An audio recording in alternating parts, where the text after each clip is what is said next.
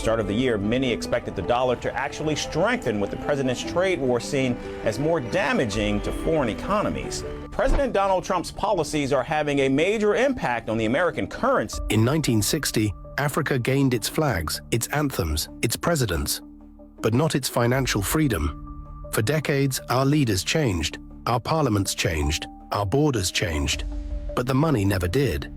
If your currency is printed in Paris, America's financial dominance is facing its biggest challenge yet, and it's coming from BRICS. The global balance of power is shifting. Russia, China, and India are now exploring a unified digital payment network that could reshape how international trade works. Their goal? To bypass Western financial systems like SWIFT and reduce dependence on the US dollar. This proposal would integrate the digital ruble, yuan, and rupee. Start discussions around the US dollar just emerged, and once again, almost nobody in Western media is talking about it.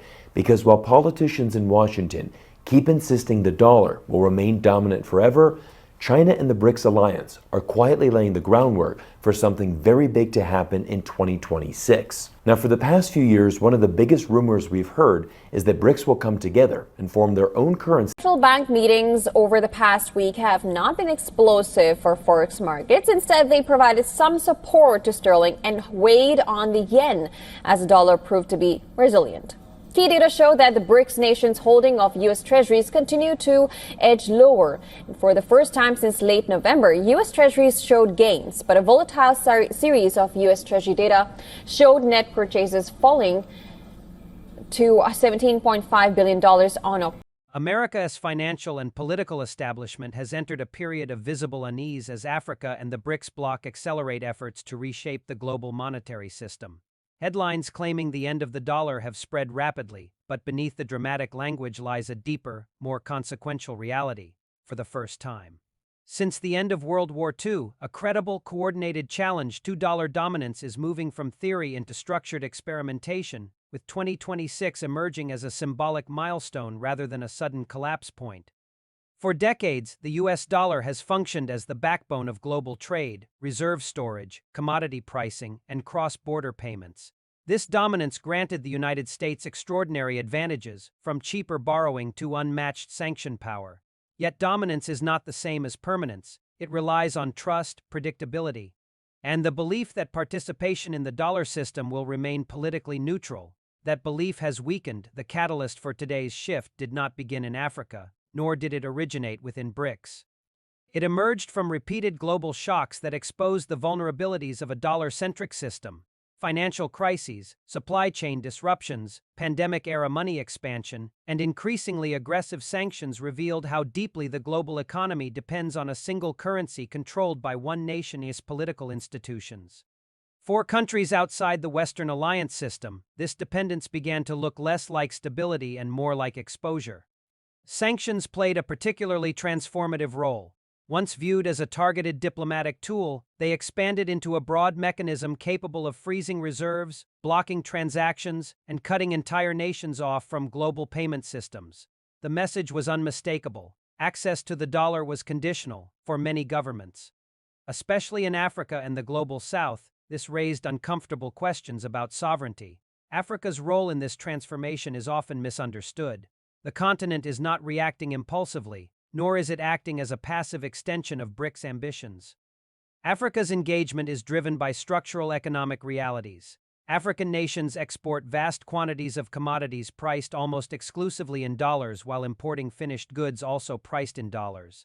This structure creates chronic currency pressure, exposes economies to exchange rate shocks, and drains value outward. For decades, African policymakers accepted this arrangement as unavoidable, but demographic growth, digital financial infrastructure, and expanding intra-African trade have altered the equation.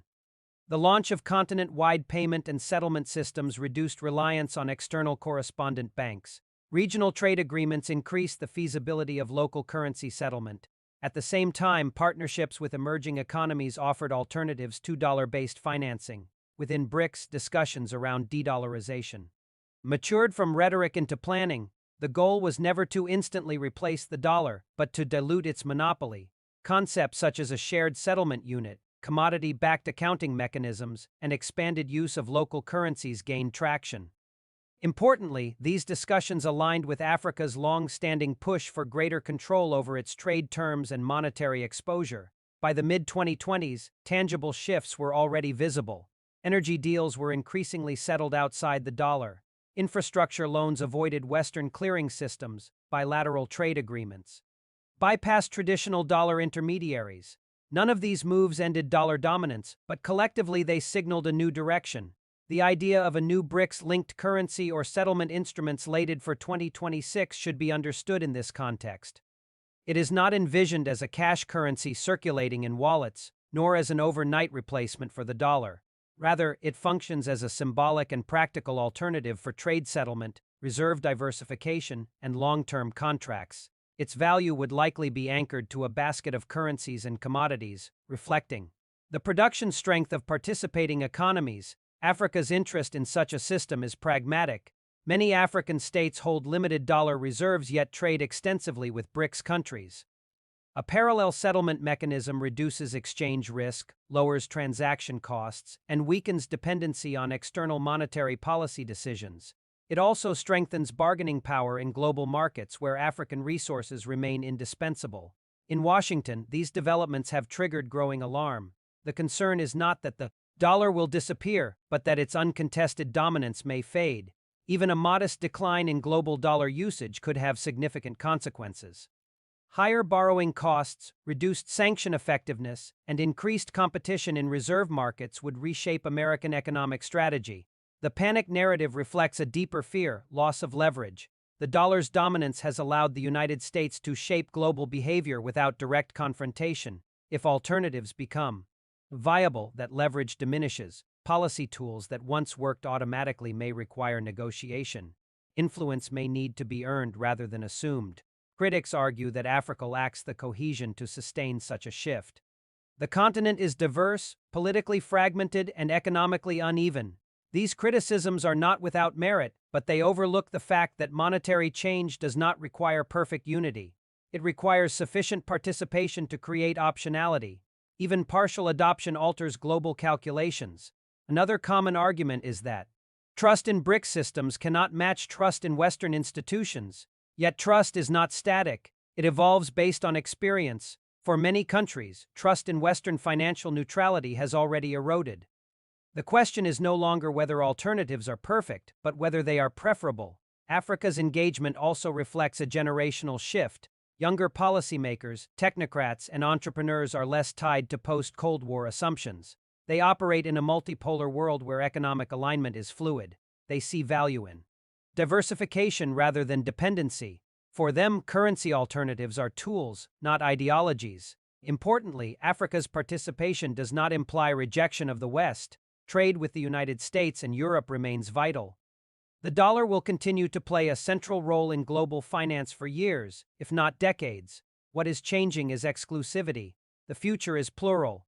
Markets have begun to price in this reality. Central banks are gradually diversifying reserves. Gold accumulation has surged. Regional payment systems are expanding. These are defensive.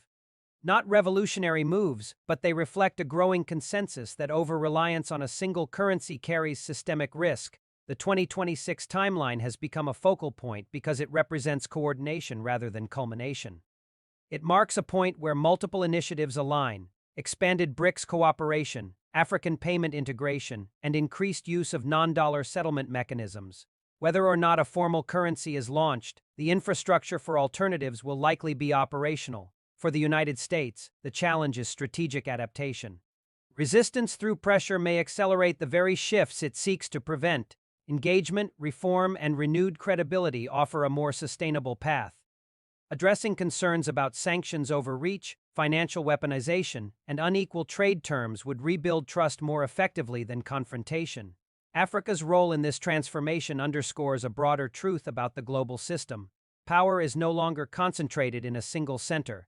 Economic gravity is shifting toward production, resources, and population growth. Africa sits at the intersection of all three.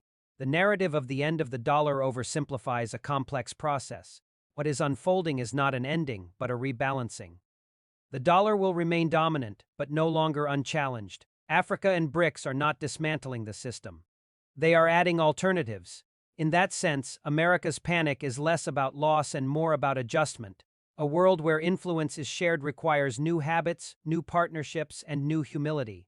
Whether that transition leads to cooperation or conflict depends on choices made now. What is clear is that the era of unquestioned monetary supremacy is closing. A more plural financial order is emerging, shaped not by a single declaration, but by countless pragmatic decisions. Africa's alignment with BRICS initiatives reflects a desire for resilience, autonomy, and fairer participation in global value creation. The future of the dollar will not be decided by headlines or speeches, but by usage, and usage is slowly, deliberately diversifying. As the momentum behind monetary diversification grows, the most significant transformation is not occurring in press conferences or summit declarations, but in infrastructure.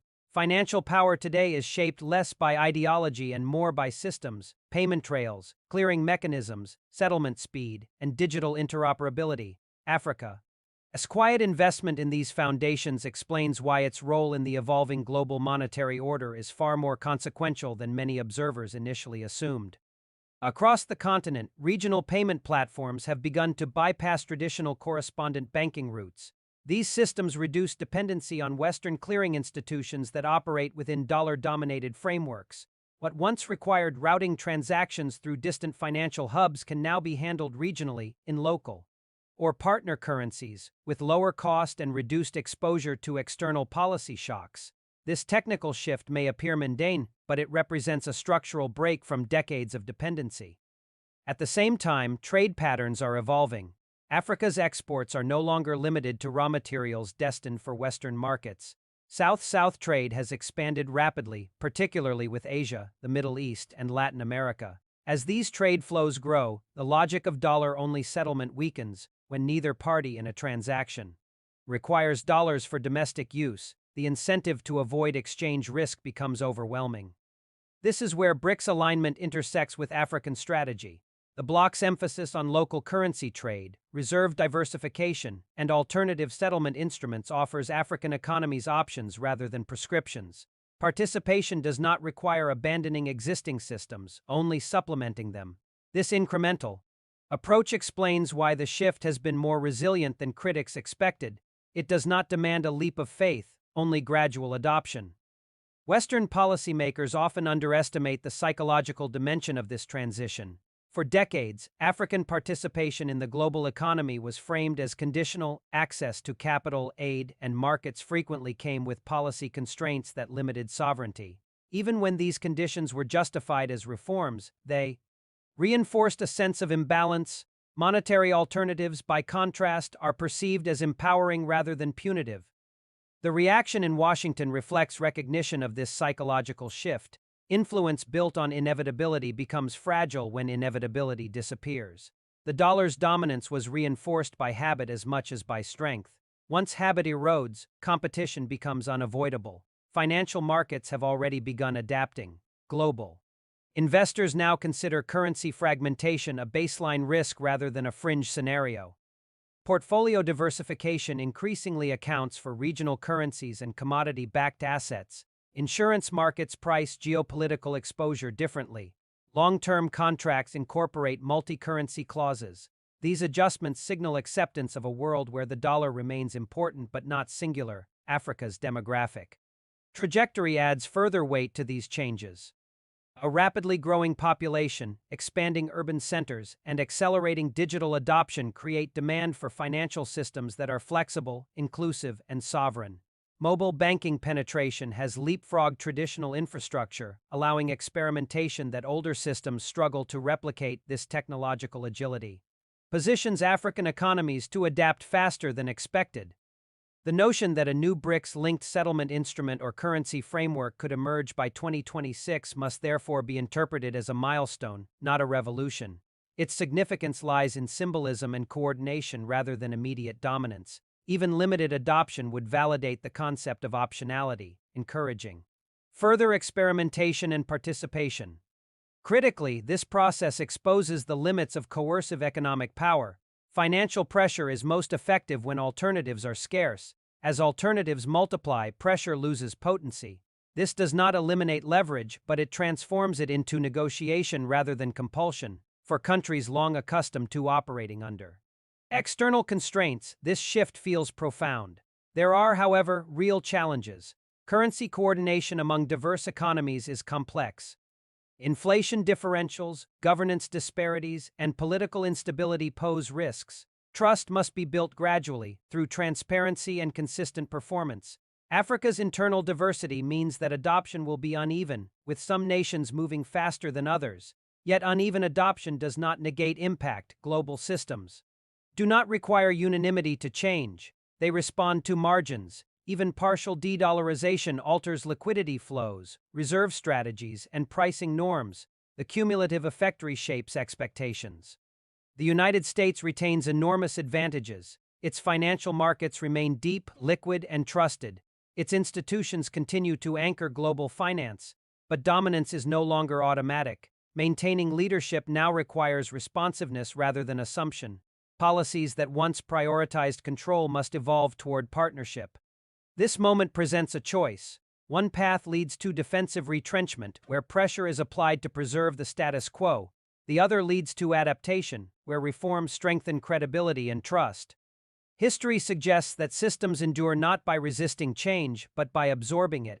Africa's role in this transformation challenges outdated narratives. The continent is no longer merely a recipient of policy outcomes shaped elsewhere. It is becoming an active participant in designing financial architecture that reflects its interests. This agency, more than any specific currency initiative, defines the shift underway. The language of the end of the dollar obscures the more accurate story. What is ending is monopoly, not relevance.